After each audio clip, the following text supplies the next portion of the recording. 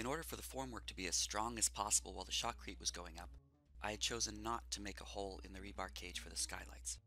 Instead, we just built the skylight forms above the steel structure.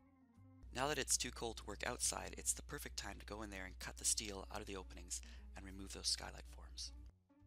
Hunter cut away the steel and then unscrewed the wood formwork. We had built these forms from the inside, so all the screws were accessible, but we still needed a pry bar to get some things moving.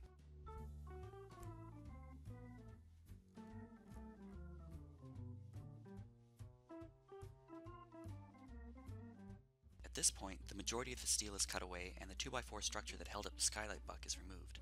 Now, it's my turn to get in there and pry the 2x2s and OSB formwork out. Some of the sheets would come out whole, nice and easy.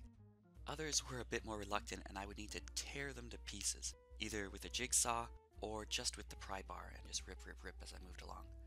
Of course, all this was done while standing on top of a 13-foot ladder.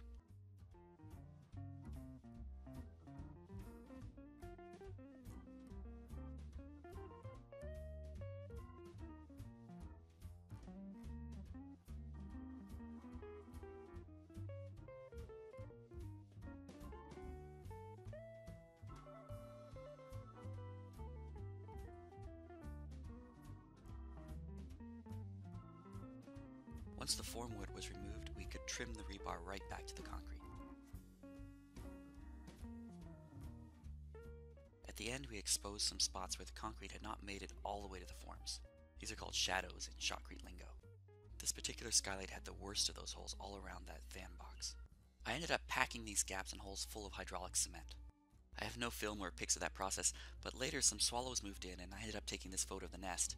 It just so happens that you can see that rough hydraulic cement fill below the box. The final finish will cover this all with thin set and some kind of high gloss tile, and then a bathroom fan goes right in that box. Repeat this same procedure for all 5 skylights. And then of course there are lots of other jobs to keep us busy over the winter.